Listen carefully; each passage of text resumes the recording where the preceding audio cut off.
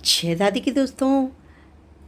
अगर गणेश चतुर्थी पर आपको भूल से भी अगर चांद दिख जाए तो ये सिमंतक मणि की कथा सुनने से निश्चित रूप से ही आपके ऊपर लगा हुआ झूठा कलंक जरूर उतर जाएगा और जीवन में भी कभी आप पर कोई झूठा कलंक नहीं लगेगा इस कथा को सुनने मात्र से। तो द्वारिका के पास एक छोटा सा राज्य था जिसके राजा सत्यराजित थे। सत्यराजित राजा जो थे वो सूर्य के बहुत बड़े उपासक थे।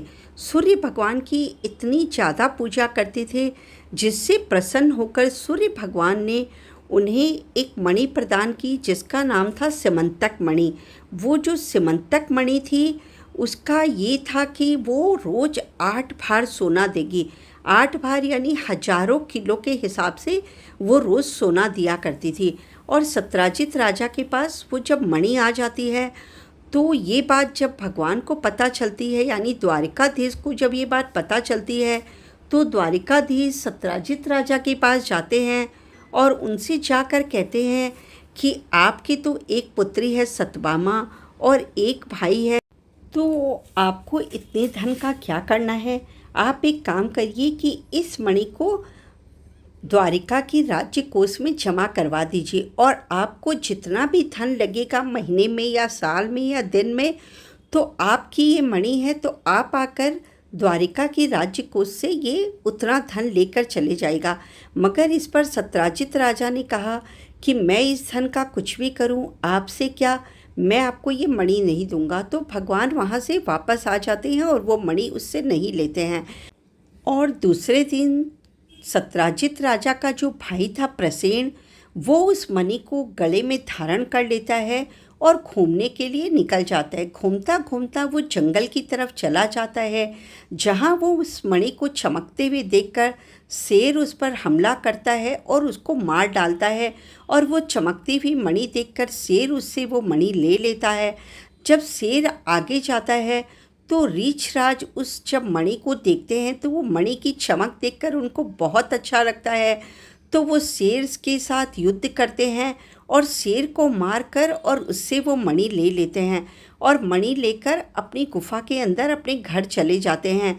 और इधर जब सत्यराजित राजा का भाई को 3 दिन हो जाता है, वो नहीं मिलता है, वो लोग बहुत ढूंढते हैं सब लोग और मणि भी नहीं मिलती है घर पर। तो वो द्वारिका के दरबार में जाता है और जाकर द्वारिकाधीश से कहता है कि आपने मेरी मणि चुरा ली है और मेरे भाई प्रसेन को भी आपने बंदी बना लिया है। इस पर द्वारिकाधीश को बहुत हंसी भी आती है और वो मुस्कुराने लगते हैं कि मैं तुम्हारी मणि क्यों चुराऊंगा, मैंने तो आज तक तुम्हारी मणि को देखा भी नहीं है और मैं तुम्हारे भाई को बंदी क्यों बनाऊंगा। मगर सत्यराजित राजा जो है वो अपनी हट पर अड़ जाते हैं, बोलते हैं कि नहीं, आपने ही मेरी मणि ली है क्योंकि आपको मेरी मणि लेने की इच्छा थी, इसलिए आपने ही वो मणि ली है और मेरे भाई को भी आपने ही बंदी बनाया है। इस पर कुछ लोग तो उस सत्यराजित राजा पर विश्वास करते हैं और कुछ लोग नहीं करते हैं। और जो लोग विश्वास करते हैं वो कहते हैं कि भगवान ने बहुत गलत किया है, द्वारिकाधीश ने जो उनकी मणि भी ले ली और उनके भाई को भी बंदी बना लिया। तो भगवान को लगता है कि ये झूठा कलंक मेरे ऊपर लगा है तो इसको उतारने के लिए तो मुझे जाना ही पड़ेगा। तो भगवान मणि ढूंढने के लिए निकल जाते हैं। जब वो ढूंढते ढूंढते जंगल की तरफ जाते हैं तो उन्हें वहाँ पर वो जो उनका भाई रहता है वो प्रसेन वो मरा हुआ मिलता है। तो भगवान समझ जाते हैं कि इसको किसी ने मार कर इससे मणि ले ली है। वहाँ से एक शेर के पंजे के निशान आगे जाते हुए दिखाई देते हैं।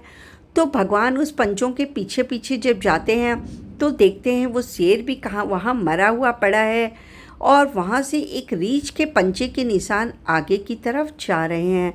तो वो रीछ का पंजों का जो पाँव का निशान होता है उसका पीछे करते करते जब जाते हैं तो वो जो पाँव के निशान थे वो एक गुफा के अंदर जा रहे थे। तो भगवान जो अपनी सेना अपने साथ लेकर गए थे उन सभी को कहते हैं कि तुम लोग यहीं पर रहो और मैं अंदर गुफा के अंदर जाकर वो मणि लेकर आता हूँ। जब भगवान अंदर जाते हैं तो उन्हें सामने वो मणि रखी हुई दिखाई देती है और उसी समय रीछराज वहाँ आ जाते हैं। तो भगवान उनसे नम्र निवेदन करते हैं कि आप ये मणि मुझे दे दीजिए, ये मणि सत्राजित राजा की है, जिसने मुझ पर कलंक लगाया है, तो मुझे ये मणि उनको ले जाकर वापस देनी है। मगर रीछ राज उस मणि को देने के लिए तैयार नहीं होते हैं, क्योंकि उन्हें भी पता चल जाता है कि ये मणि रोज़ 8 भार सोना देती है।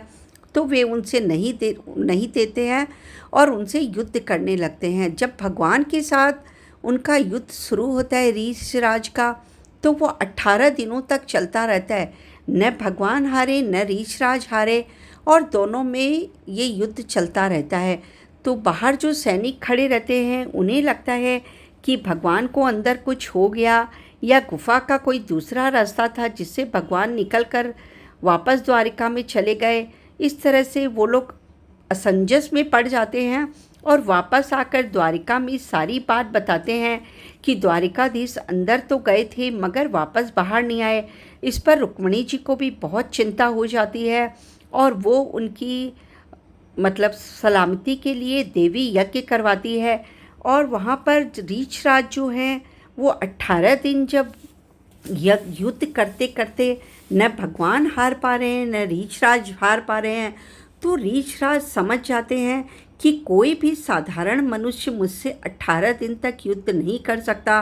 हो न हो ये श्री हरि का ही अवतार है, इसी वजह से मैं इनसे नहीं जीत पा रहा हूँ। तो वो उनके आगे हाथ जोड़कर प्रार्थना करता है कि हे भगवान, आप अपना दर्शन मुझे दीजिए, मैं रीछ राज जामवंत हूँ। ये सुनकर भगवान को बहुत आश्चर्य होता है और जामवंत जी को गले से लगा लेते हैं और उनसे कहते हैं कि जामवंत जी, आप आज भी जिंदा हैं। तो जामवंत जी कहते हैं कि हाँ भगवान, मुझे चिरजीवी होने का वरदान मिला हुआ है, चिरंजीवी हूँ। मैं सतयुग, द्वापर, त्रेता और कलयुग चारों युगों में रहता हूँ। मेरी कभी मृत्यु नहीं होती, मेरा कभी अंत नहीं होता है। ये देखकर भगवान ने भी उनको चतुर्भुज रूप में उन्हें दर्शन दिया और जामवंत और भगवान दोनों गले से मिले। फिर जामवंत जी ने भगवान को अंदर से लाकर वो मणि दी और उसके साथ एक और चीज़ दी। तो भगवान ने कहा कि ये क्या है? तो जामवंत जी ने कहा कि ये मेरी प्रपुत्री जामवंती है, इसका आप हाथ स्वीकार करिए भगवान, क्योंकि इतने युगों के बाद जामवंत जी के बेटे, पोते, पोते के पोते हो चुके थे और उनकी जो प्रपुत्री थी उनका नाम जामवंत जी के नाम पर ही जामवंती रखा गया था। तो वो बोलते हैं कि आप इस जामवंती का हाथ स्वीकार करिए। तो भगवान बोलते हैं कि नहीं, मैं इसका हाथ स्वीकार नहीं कर सकता। तब जामवंत जी कहते हैं कि भगवान, आप जब मर्यादा पुरुषोत्तम रूप में आए थे और आपने जनक दुलारी का जब शादी की थी, तब मेरे मन में तभी से ये बहुत इच्छा थी कि आप भी मेरी जामाता बने और जनक जी की तरह मैं भी आपका तिलक करूं और जामाता के रूप में आपको देखूं। मगर उस समय तो आप मर्यादा पुरुषोत्तम थे, इसलिए मैंने अपनी पुत्री का हाथ आपके हाथ में देने की अनुरोध नहीं किया आपसे। मगर अब तो आप लीला रूप में हैं, अब तो आप मेरी प्रपुत्री से शादी कर सकते हैं, तो कृपा करके आप इससे विवाह करिए। इस पर भगवान कहते हैं कि जामवंत जी, एक कलंक तो मेरे ऊपर से उतरा है इस मणि का। अभी अगर मैं जामवंती से शादी कर लूँ तो फिर लोग कहेंगे, लो द्वारिकाधीश को और कोई मिला नहीं और जानवर की बेटी से ही शादी कर ली। मगर उनके बहुत नम्र निवेदन करने पर जामवंत जी के और भगवान मान जाते हैं और वही गुफा के अंदर जामवंती जी से भगवान का दूसरा विवाह होता है। विवाह होने के पश्चात जामवंत जी उनको वो मणि दे देते हैं अपनी जामाता के रूप में, और वो मणि वहाँ से लेकर जब भगवान निकलते हैं तो सोचते हैं कि इनको इस रीछ रूप में अगर लोग देखेंगे तो क्या सोचेंगे कि भगवान किसको लेकर आए हैं। तो भगवान उन जामवंती जी को अपनी काली कमली उड़ा देते हैं और उनका पूरा शरीर उस काली कमली से ढककर घोड़े पे बैठाकर और द्वारिका में पहुंच जाते हैं। और द्वारिका में जाकर वो किसी से भी नहीं मिलते हैं और रुक्मिणी जी के कक्ष में पीछे के रास्ते से जाकर और जामवंती जी को वहाँ बैठा देते हैं। मगर जब वो वहाँ से निकलते रहते हैं तो रुक्मिणी जी उन्हें देख लेती है और देखते ही कहती है, अरे आप मेरे कक्ष में क्या कर रहे थे? सभी लोग आपको ढूंढने में लगे हुए हैं और मैंने तो बहुत बड़ा देवी यज्ञ करवाया है आपकी सलामती के लिए, तो और आप मेरे कक्ष में हैं, क्या आप मुझे ढूंढने के लिए आए थे? अगर बाहर से आए तो भगवान ने कहा, नहीं देवी, मैं तुम्हें ढूंढने नहीं आया था, मैं तो कुछ और ही काम से आया था। तो रुक्मिणी जी ने कहा कि ऐसा क्या काम था जो आप सीधे मेरे कक्ष में आ गए? तो भगवान ने कहा कि मैं कुछ तुम्हारे कक्ष में कुछ छुपाने के लिए आया था। तो रुक्मिणी जी ने पूछा, आपने क्या छुपाया है मेरे कक्ष में? तो द्वारिकाधीश ने कहा कि मैं जब वो मणि ढूंढने के लिए गया था तो वहाँ पर एक कन्या मिली, वो परम सुंदरी थी, बहुत सुंदर थी, और वो मेरे लिए तपस्या कर रही थी कि मुझे पति रूप में भगवान मिले, और वो इतनी ज़्यादा सुंदर थी कि मैंने उससे खुश होकर वहीं पर उससे विवाह कर लिया जंगल में ही, और लेकर आया हूँ। तो इस पर रुक्मिणी जी बोली कि प्रभु आप तो गजब हैं, एक तो आपने शादी कर ली और ऊपर से लाकर मेरे ही कक्ष में उसको बैठा दिया, आप किसी और कक्ष में भी बैठा सकते थे। तो प्रभु ने कहा कि नहीं, वो इतनी सुंदर है तो मैंने उसको आपके कक्ष में बैठा दिया। ये सुनकर रुक्मिणी जी को हल्का सा मन में ईर्ष्या हुआ कि इतनी क्या सुंदर है, मैं भी देखूं। जैसे ही वो गेट को खोलने लगी तो भगवान ने उनका हाथ पकड़ लिया, बोला आप गेट को मत खोलिए क्योंकि आपको बहुत बुरा लगेगा, वो इतनी सुंदर है उसको देखकर। तो रुक्मिणी जी को फिर मन में बहुत गुस्सा आया और उन्होंने मन ही मन उसको श्राप दे दिया कि वो जितनी भी सुंदर हो पर वो मेरे से 1% कम सुंदर हो जाए। और रुक्मिणी जी तो साक्षात लक्ष्मी थी, तो उनकी तो कहे हुए वचन कभी असत्य हो ही नहीं सकते। और उधर जामवंती जो थी वो तो 1000 गुना उनसे कम सुंदर थी। और भगवान मन ही मन सोच रहे थे कि अंदर तो खिसियामनी बैठी है, ये लंबे लंबे नाखून एक खपच्चा मारेगी तो क्या ही हो जाएगा। तो रुक्मिणी जी ने जब दरवाज़ा खोला अपना श्राप देने के बाद, तो अंदर एक परम सुंदरी बैठी थी जिसका रूप बहुत ही सुंदर था, अद्भुत था, मगर क्योंकि उनको रुक्मिणी जी का श्राप लगा था इसलिए वो उनसे 1% कम सुंदर थी और वो सांवली थी, उनका रंग थोड़ा सांवला हो गया था। तो भगवान मन ही मन मुस्कुराए और बोले, रुक्मिणी आपके श्राप ने तो मेरा काम बना दिया। और इस तरह से भगवान जी का दूसरी जो उनकी पत्नी थी वे जामवंती जी बनी। फिर उसके बाद वो बुलाकर सत्राजित राजा को बुलाया और उनको वो जो उनकी सिमंतक मणि थी वो वापस दे दी और कहा कि मैंने नहीं चुराई थी, और उनको सारी बात जब बताई कि आपका भाई प्रसेन इस तरह से मारा गया और ये सिमंतक मणि मुझे यहाँ पर मिली है। इस पर जो सत्राजित राजा थे वे बहुत शर्मिंदा हुए और भगवान के आगे हाथ जोड़कर और उनसे क्षमा मांगने लगे। इस पर जो लोग उनको पहले गलत कह रहे थे द्वारिकाधीश को, वही लोग अब सत्राजित राजा को भी गलत कहने लगे कि भगवान पर उन्होंने झूठा कलंक लगाया। इस पर सत्राजित राजा को भी बहुत बुरा लगा कि मैंने भगवान पर झूठा कलंक लगाया। तो उन्होंने सोचा कि मैं क्या करूं कि मेरा ये जो सब कुछ है वो ठीक हो जाए। तो मन ही मन वो सोचने लगे क्यों न मैं भगवान को अपना जामाता बना लूं, जिसकी वजह से ये सब कुछ ठीक हो जाएगा। तो वे भगवान के चरणों में गिर गए और बोले कि भगवान आप मुझे माफ़ कर दीजिए और मेरी पुत्री सत्यभामा से आप विवाह कर लीजिए। ये देखकर भगवान मुस्कुराने लगे और जब रुक्मिणी जी की तरफ देखे तो रुक्मिणी जी भी बहुत गुस्से में थी कि अभी अभी तो एक शादी करके लाए हो जामवंती जी को, जो अभी मेरे कक्ष में ही बैठी है, उन्हें वो बाहर आई नहीं, अब एक और ले आओ सत्यभामा को, उसे भी लाकर मेरे कक्ष में विराजमान करा देना। तो भगवान ने सत्राजित जी से मना कर दिया कि नहीं, मैं आपकी कन्या से विवाह नहीं कर सकता। मगर बहुत निवेदन करने पर उन्होंने बार बार निवेदन किया तो भगवान उनकी कन्या से विवाह करने के लिए मान गए और सत्यभामा जी का विवाह जो है भगवान के साथ पूर्ण हुआ और भगवान की तीसरी पत्नी सत्यभामा जी बनी। इस तरह से फिर जब वो उनको दहेज में वो सिमंतक मणि देने लगे तो भगवान ने हाथ जोड़कर उन्हें मना कर दिया कि मुझे ये सिमंतक मणि नहीं चाहिए, इसकी वजह से तो सारा कांड हुआ है और दो दो और मेरे पास आ गई है पत्नियाँ, तो मुझे तो ये सिमंतक मणि नहीं चाहिए, कृपा करके इस सिमंतक मणि को आप अपने पास ही रखिए। तो वो जो राजा थे वे सिमंतक मणि को लेकर वापस अपने घर राज्य में चले गए। उधर सत्यभामा जी की सगाई पहले से ही एक राजकुमार सतधनवा था उनके साथ हो चुकी थी और ये तय हुआ था कि विवाह में उनको वो मणि दहेज में दी जाएगी।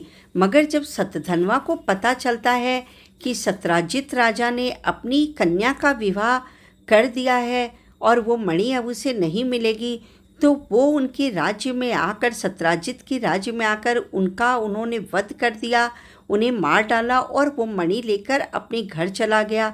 मगर जब सत्यभामा जी को ये बात पता चली कि मेरे पिता की मृत्यु भी हो चुकी है और वो मणि भी उनके पास से जा चुकी है, तो वो बहुत रोने लग जाती है। उसी समय भगवान द्वारिकाधीश भी कक्ष में आते हैं और उनसे पूछते हैं कि सत्यभामा आप क्यों रो रही हैं। तो वो उनको सारा वृत्तांत बताती हैं कि मेरे पिताजी की इस तरह से मृत्यु हो गई, मेरी पहले जिससे सगाई हुई थी सतधनवा से, उसने मेरे पिताजी का वध कर दिया और वो मणि भी उनसे लेकर चले गए। इस पर भगवान भी बहुत ज़ोर ज़ोर से रोने लगे, नाटक करके दिखाने लगे कि मुझे कितना दुख हो रहा है और बोलते हैं कि मेरे ससुर जी कहाँ चले गए, मुझे इतना दुख हो रहा है, वो तो मुझे अपने पिता से भी ज़्यादा प्रिय थे, वसुदेव जी से भी मुझे ज़्यादा प्रिय थे, मेरे ससुर जी कहाँ चले गए। इस तरह से नाटक करके और ठाकुर जी खूब ज़ोर ज़ोर से रो रहे थे और विलाप कर रहे थे। तब सत्यभामा ने अपने आंसू पोंछे और भगवान से भी कहा कि आप रोइए मत और मेरे पिता का बदला लीजिए, वो जो सतधनवा है उसको मार कर और वो मेरे पिता का बदला लीजिए और वो जो मणि है वो वापस लेकर मेरे पास आइए। अब भगवान ने सोचा कि अरे ये मणि तो मेरा पीछा नहीं छोड़ेगी, मैं तो ऐसे ही नाटक कर रहा था ससुर जी के लिए, अब मुझे उस सतधनवा को मार कर और उससे वो मणि वापस लेकर आनी पड़ेगी। फिर भगवान बोले कि ठीक है, मैं मणि वापस लेकर आऊँगा। और भगवान अपनी सेना लेकर जब सतधनवा के पास जाने लगे तो सतधनवा को पहले से ही पता चल गया कि भगवान मेरे से वो मणि लेने आ रहे हैं, तो उसने वो मणि अपने मित्र अक्रूर जी को दे दी। अक्रूर जी जो है वो सतधनवा के मित्र थे और वो भगवान के भी मित्र थे। उन्होंने वो अक्रूर जी को वो मणि दे दी और अक्रूर जी लेकर उसको वो अपने घर चले गए। इधर जब भगवान सतधनवा के पास पहुँचे, रास्ते में उन्होंने सतधनवा को मार आते हुए देखा अक्रूर जी के पास से, तो वहीं पर उसे उनके साथ युद्ध हुआ और सतधनवा को उन्होंने मार दिया। अब मार कर उनका जब पूरा पॉकेट वॉकेट सब चेक करने लगे ठाकुर जी, मगर उनको वो मणि कहीं दिखाई नहीं दी, उसके पास वो मणि नहीं थी। फिर वो उसके महल में जाकर देखने लगे तो पूरा महल छान मारा, मगर वहाँ भी वो मणि नहीं थी। अब ठाकुर जी घर वापस आए तो रुक्मणी जी दरवाजे पर ही खड़ी थी और उन्हें देखते ही कहने लगी कि मणि कहाँ है। और ठाकुर जी ने कहा कि देखो देखो, मैंने तो तुम्हारे पिता के हत्यारे को मार दिया, सतधनवा का मैंने वध कर दिया, सतधनवा को मैंने मार डाला। तो रुक्मणी सत्यभामा जी ने कहा कि ठीक है, आपने सतधनवा को तो मार दिया, वो तो अच्छा है, मेरे पिता का आपने बदला ले लिया, मगर वो मणि कहाँ है। तो ठाकुर जी ने कहा कि वो मणि तो उसके पास नहीं थी, मैंने उसके सब पॉकेट वॉकेट भी चेक किए, उसका घर भी चेक किया, मगर मुझे वो मणि कहीं नहीं मिली। इस पर सत्यभामा जी गुस्से में कहने लगी कि आपकी तो नज़र पहले से ही उस मणि पर थी, आप तो मेरे विवाह से पूर्व भी मेरे पिता से वो मणि मांगने गए थे, मगर मेरे पिता ने मना कर दिया था आपको मणि देने से। ये कहकर सत्यभामा जी चुप हो गई और उन्होंने और कुछ नहीं कहा। गुस्से में ठाकुर जी को कुछ देर देखा और वहाँ से वो अपने महल में चली गई। उसके बाद वो ठाकुर जी से बात नहीं करती थी और ठाकुर जी भी उनसे कोई बात नहीं करते थे और वो अपने महल में ही रहती थी। कुछ दिनों इसी तरह बीत गए। तब एक दिन नारद मुनि वहाँ पर आए और ठाकुर जी ने कहा कि सारा उन्हें वृतांत बताया कि इस तरह से सत्यभामा मुझसे नाराज़ है और उसने मेरे ऊपर मणि का जो है झूठी कलंक लगाया है कि मैंने ही वो मणि कहीं छुपा रखी है। उसे ऐसा लगता है कि मैंने वो मणि उसको नहीं दी, मैंने छुपा रखी है। तो मैं मणि क्यों छुपाऊंगा, क्योंकि ससुर जी तो इस दुनिया में रहे नहीं। तो अगर मैं मणि लेकर आऊँगा तो उसे दिखाने में मुझे क्या है, मैं तो घर में ही रखूँगा वो मणि। तब नारद जी ने कहा कि प्रभु, आपने गणेश चतुर्थी के दिन अज्ञानतावश चंद्र दर्शन कर लिया था, जिसकी दोष की वजह से आपको बार बार इस तरह से कलंकित होना पड़ता है। तब भगवान ने कहा कि नारद, मैं ऐसा क्या उपाय करूं कि इस तरह से मेरे ऊपर से ये कलंक उतर जाए। नारद जी ने कहा कि गणेश चतुर्थी के दिन आप गणेश भगवान का सविधि पूजन करिए और उस दिन उनका व्रत करके और गणेश जी की पूजा अर्चना करेंगे तो आपका ये दोष आपके ऊपर से उतर जाएगा। तब उस तरफ भगवान ने, जब गणेश चतुर्थी आई तो गणेश भगवान का बहुत धूमधाम से पूजन किया, उनका व्रत किया, जिससे गणेश भगवान उन पर खुश हो गए और उनके ऊपर जो चंद्र दर्शन का जो दोष लगा था वो उन पर उतरने का उन्हें वरदान दिया। और कुछ दिनों बाद ही वहाँ पर द्वारिका में एक साधु आया जो सोने की ये मोटी मोटी चैन, सोने की बहुत सारी अंगूठियाँ, हाथ में मोटे मोटे सोने के कड़े उसने पहन रखे थे। जो वो तान तमूरा भी ले रखा था वो भी सोने का था। ये देखकर द्वारिका के सभी लोग बहुत आश्चर्यचकित होने लगे कि भाई इतना सोना लेकर ये साधु कहाँ से आया है। ये बात जब द्वारिकाधीश के पास पहुँची कि एक साधु इस तरह से बहुत सारा सोना पहनकर और द्वारिका में घूम रहा है, तो वे समझ गए कि ये जो साधु है इसका कुछ न कुछ सिमंतक मणि से कुछ रिलेशन है। तो उन्होंने उस साधु को अपने दरबार में बुलाया और जब उससे पूछा कि तुम्हें ये इतना सोना कहाँ से मिला, तब उस साधु ने बताया कि एक राजा हैं जिनका नाम है अक्रूर जी।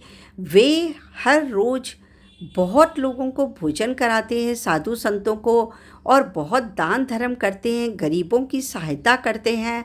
और जो भी उनके दरबार में जाता है मदद मांगने के लिए, वो उनको बहुत सा सोना दान करते हैं। और संतों को भी जिस थाली में भोजन करवाते हैं वो थाली भी उन्हें दे देते हैं और दक्षिणा में भी उन्हें बहुत सारा सोना और धन देते हैं। तो वे समझ गए कि वे जो सिमंतक मणि है वो अक्रूर जी के पास है, क्योंकि कोई भी साधारण मनुष्य इतना स्वर्ण दान नहीं कर सकता और वो किसी की मदद में भी स्वर्ण ही देते थे। इस तरह से वो अक्रूर जी को, क्योंकि वो अक्रूर जी भी उनके मित्र थे, उनको उन्होंने एक पत्र लिखा कि अक्रूर जी, मुझे पता है कि आपके पास वो सिमंतक मणि है, मुझे वो मणि नहीं चाहिए। मगर उसमें उन्होंने अपना जो पूरा उस सिमंतक मणि से जुड़ी हुई जितनी बातें थी उस पत्र में उन्होंने सारी लिखी और बताया कि आपकी भाभी उस सिमंतक मणि की वजह से मुझसे रूठी हुई है। आप सिर्फ आकर उसे वो मणि दिखा दीजिए और फिर चाहे आप उसको वापस ले जाइएगा, मुझे वो मणि नहीं चाहिए। तब अक्रूर जी वो मणि लेकर और द्वारिका पहुँचे और वहाँ जाकर उन्होंने वो मणि सत्यभामा जी को दिखाई और उन्हें वो सारा बात बताया कि किस तरह से सतधनवा ने मुझे ये मणि दी थी और सतधनवा मारा गया, उसके बाद से ये मणि मेरे पास ही है। ठाकुर जी ने ये मणि कभी भी नहीं ली थी। इस पर जो सत्यभामा जी है वो बहुत शर्मिंदा होती है और ठाकुर जी के चरणों में गिर जाती है और उनसे बहुत माफ़ी मांगती है और ठाकुर जी भी उन्हें माफ़ कर देते हैं। इस तरह से ये कथा पूर्ण हुई दोस्तों। और ठाकुर जी पर जो लगा हुआ जो दोष था सिमंतक मणि का, झूठा जो दोष था वो भी उतर गया। और फिर अक्रूर जी ने जो है वो मणि ठाकुर जी को देते हुए ये कहा कि प्रभु, ये मणि साधारण मनुष्य के पास नहीं रह सकती और इसे उसको संभालने का सामर्थ्य भी नहीं है, तो कृपा करके आप इसे द्वारिका के कोष में आप इसे जमा करवा लीजिए और इस मणि को आप ही रखिए। उनके निवेदन करने पर ठाकुर जी ने वो मणि द्वारिका के कोष में जमा करवा दी और ठाकुर जी पर लगा हुआ जो झूठा कलंक था सिमंतक मणि का वो भी उतर गया चंद्र दोष की दर्शन की वजह से जो हुआ था। इस तरह ये कथा पूर्ण हुई दोस्तों। आपको मेरी जानकारी कैसी लगी दोस्तों, मुझे कमेंट बॉक्स पर ज़रूर बताइएगा। अगर आपने भी कभी भूल से भी चंद्र दर्शन कर लिया हो या आपके किसी रिश्तेदार ने चंद्र दर्शन कर लिया हो तो उसे ये कथा सुनने के लिए ज़रूर कहें दोस्तों। और वैसे भी इस कथा को वरदान है कि इस कथा को जो भी श्रवण करता है उसे चंद्र दोष का ही नहीं, जीवन में कभी भी झूठे दोष से कलंकित नहीं होना पड़ता है। इस कथा को ये वरदान मिला हुआ है। तो अगर आपका कोई मित्र या कोई रिश्तेदार कोई भी यदि झूठे कलंक में फंसा हुआ है तो आप प्लीज़ उसे ये कथा सुनने के लिए ज़रूर भेजें। और अगर आपको मेरी कथा अच्छी लगी हो दोस्तों तो लाइक के बटन को ज़रूर दबा दीजिएगा, जिससे मेरा वीडियो बनाने का प्रोत्साहन बना रहे। और यदि अभी तक आपने मेरे चैनल को सब्सक्राइब नहीं किया तो प्लीज़ इसे सब्सक्राइब कर दीजिए। जय दादी की।